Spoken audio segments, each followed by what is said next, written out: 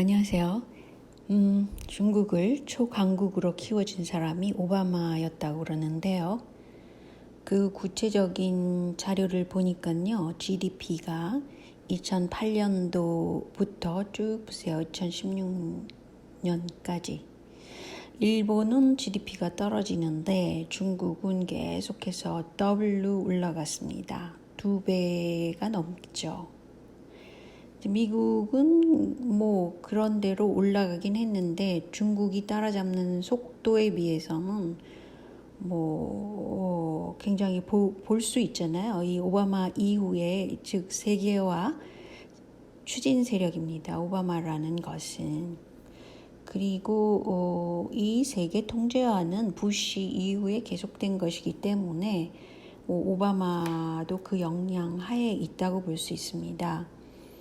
근데 흥미로운 것은 이 김필재 이분이 날카로운 지적도 많이 하시고 이런 분인데 그 로스차일드 가문이라는 것은 자본주의를 그 축이라고 볼 수 있잖아요. 은행가이지만 그래서 이 로스차일드 가문과 바티칸이 연계를 했다. 그래서 이걸 가르쳐서 포괄적 자본주의 연합이라고 얘기를 하더라고요.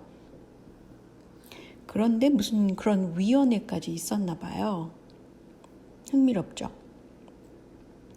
근데 제가 우연히 이것도 보게 된 것인데 이 프란시스 교황이 이렇게 록펠러의 손에다가 이렇게 뭐라 그러나요? 입맞춤을 하면서 인사를 하는 거예요. 글쎄요, 이렇게까지 했어야 된다는 것은 뭐 바티칸도 은행이 있다고 그러잖아요. 그게 자본력과 자본력의 연계관계라고 볼 수밖에 없죠.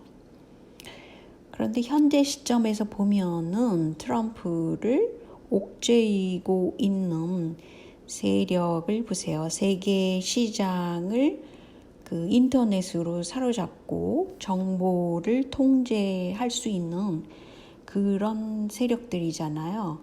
이 빅테크한테 또 월가는 돈을 많이 투자를 하고 있고 서로 상부상조를 하는 거죠. 그렇지만 결국은 그 freedom of speech, 그러니까 말할 권리, 정보의 유통 이런 것이 다 막히고 있는 것입니다.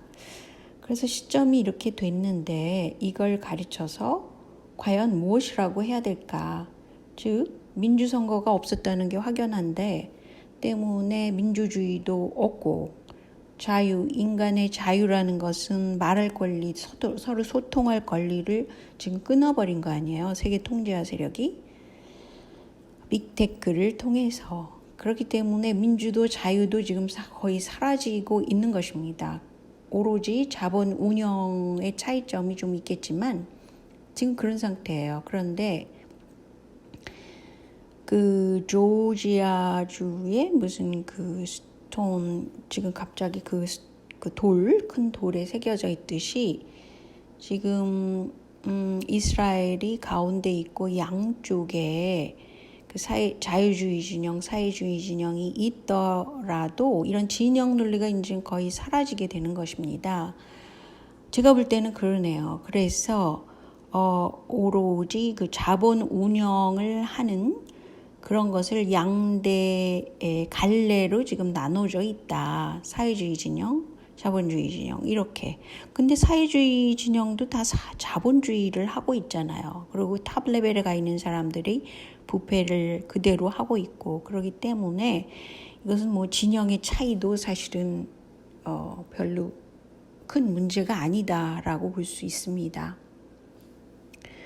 그래서 지금 왜 미국 민주당에서 짧은 날짜가 남았는데 탄핵을 주장을 할까요? 그것은 그 굉장한 기밀이 지금 있는데 그것을 트럼프가 폭로를 하면서 20일 날 있을 그 바이든의 대선 선언을 결국은 무산시키게 되는 거죠. 그래서 지금 반란법을 쓰느냐 안 쓰느냐의 문제가 있지만 뭐 체포를 많이 했다고 그런 썰도 있고요. 그 들려오는 썰은 굉장히 그 트럼프가 이긴다라는 쪽으로 강조할 수 있겠더라고요. 그런데 왜 이렇게 미국 민주당이 탄핵을 못해서 안달이겠습니까? 뭔가 캥기는 게 있다는 것이죠. 그래서 이제 기밀 폭로가 되면, 그리고 지금 큐아논이라는 그런 든든한 그 트럼프 지지 그룹이 있기 때문에 SNS에서 자료 전달들이 마구 되고 있잖아요. 그리고 두 번째로는 그만큼 SNS의 영향력이 있기 때문에 지금 빅테크에서는 트럼프의 그 정보가 널리 퍼지지 않도록 하기 위해서 빅테크가 그걸 다 끊어놓은 겁니다. 저도 하루 동안 그 인터넷이 막 안 되고 막 이랬어요. 그런데 제가 이 인터넷 접속을 이렇게 보니까 중국 글자로 된 뭔가가 그러니까 제가 이제 인터넷 접속을 하기 위해서는 무슨 그런 걸 해야 되잖아요. 거기 중국 글자 있는 게 들어와 있더라고요. 이웃이라고 그러면서 세상에 깜짝 놀랐어요. 그러니까 저를 이 인터넷으로 못 살게 구는 세력은 아마 중국어를 쓰는 사람들이 아닐까 그렇게 생각이 드네요. 뭐 제가 그 친중 정서는 갖고 있지 않잖아요. 제가 워낙 속박을 싫어하는 사람이기 때문에 그렇습니다. 아주 이유는 굉장히 명쾌해요. 그런데 그래서 바이든이 지금 취임식을 하지 못할 것이다 라는 것을 그 폼페이오라는 인물은 상당히 중요한 인물이에요. 그래서 이 사람이 하는 말은 믿을 수가 있는 것입니다. 그래서 제가 자세히 그거에 대해서 얘기하지는 않겠지만, 그래서 차기 정권은 트럼프 2기 행정부가 될 것이다라고 공언을 했다 그래요. 저는 분명히 이렇게 돼야 된다고 생각합니다. 그리고 폼페이오가 이렇게 말을 했다는 것은 믿을만 하다고 생각합니다. 그렇지 않다면 이 전 세계가 지금 엉망진창이 되는 것이겠죠. 근데 이제 몇 가지 흥미로운 것을 보면은 지금 내셔널리즘이냐 글로벌리즘이냐의 싸움이라는 것이죠. 그 트럼프는 국가주의적으로 미국 제일주의 노선을 택하고 있고, 이 미국 민주당 쪽은 어떻게 하면 세계화를 시켜가지고 전 세계를 통제하느냐 이쪽으로 가고 있는 거 아니에요. 그래서 불법 이민도 용인하고 국경도 붕괴하고 뭐 부패도 확산시키고 헌법 파괴하고 부채도 늘리고 사회주의 적용하고, 이게 이제 빨간 글씨가 바로 미국 민주당이 추진하는 것이고, 이것을 아마 한국 쪽에서도 많이 이런 쪽으로 가고 있을 거예요. 한국 민주당 쪽도. 근데 보수라고 하는 트럼프, 즉 국가주의, 국가를 경계로 해서 생각하는 사람이라는 거죠. 지도자가. 그럴 때는 국민들이 더 보호되고 국경 보호되고 부패도 좀 줄이고 헌법 준수하고 부채 줄이고 이런 식의 파란 글씨를 추진한다는 것이에요. 이거 제가 어디서 캡처했는지 모르지만 아무튼 굉장히 심플하게 잘 만들었다고 생각을 합니다.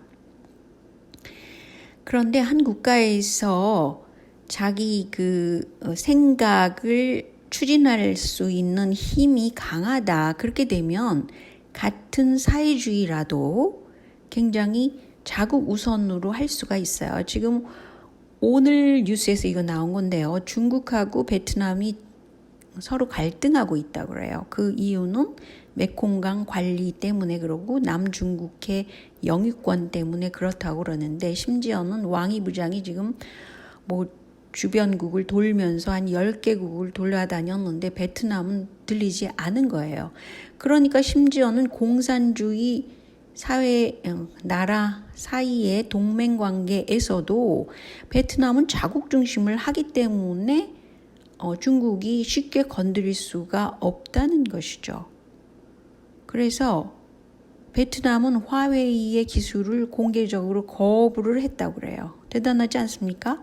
한국의 LG가 지금 화웨이의 기술을 한 30% 정도 쓰고 있기 때문에 지금 문제가 되는데, 베트남은 이렇게 결정을 했고, 또한 그 코로나가 확산 초기에 중국과 국경을 닫아버린 나라예요. 베트남 그래서 굉장히 사람들이 칭찬을 하고 그랬었잖아요. 그 당시에. 그러니까 똑같은 사회주의 국가라도 자국 중심인지 아닌지에 따라서 이렇게 큰 차이가 있다는 거예요. 그렇기 때문에 베트남은 또 미국하고 뭔가를 딜을 할, 또 영국, 미국 이런 데랑 딜을 할 그런 뭐라 그러나요? 그런 스페이스가 남는다는 것이죠. 굉장히 외교적인 전략을 잘 짠 거죠. 그리고 지금 코로나로 너무 염려할 필요도 없고 여러 가지 혜택을 많이 입는 것입니다. 근데 한국의 경우는 이게 그렇지 않다는 게 큰 문제라는 거예요. 그래서 지금 또 무슨 문제가 있냐면 오바마 때는 어떻게 그 불법적으로 중국 유학생들을 그냥 받아들였고 유학 비자의 유효 기간을 그냥 증가시켰다고 그래요. 그래서 가령 대학 졸업한 후에 중국 그 대학생 졸업자들이 페이스북이나 트위터 이런 빅테크에 취직을 쉽게 또 많이 했다는 것이에요. 그로 인해서 중국의 영향력이 강해졌다고 합니다. 이것은 한국에도 그대로 일어날 것 같아서 제가 가져온 건데 이계웨이라는 사람은 굉장히 특이한 사람이에요. 만주국의 무슨 거기 왕족에 속하는데 젊었어요. 그리고 이제 일본에서도 있었고 그래서 굉장히 그리고 돈도 많아요. 그렇기 때문에 이계웨이라는 사람이 지금 굉장히 그 구속되는 거를 싫어하는 그런 쪽에 있는 사람이라서 사회주의인 중공을 공격하고 그리고 이중적이라는 것이죠. 탑 레벨에 있는 사람들이 부패했는데 막 모른 척하고 막 이런 거. 그래서 이계웨이라는 사람이 굉장히 눈에 띄어요. 그래서 트럼프 쪽 사람이라고 볼 수 있지만 이 사람은 굉장히 그 독자적으로 그런 발언을 막 하고 있어요.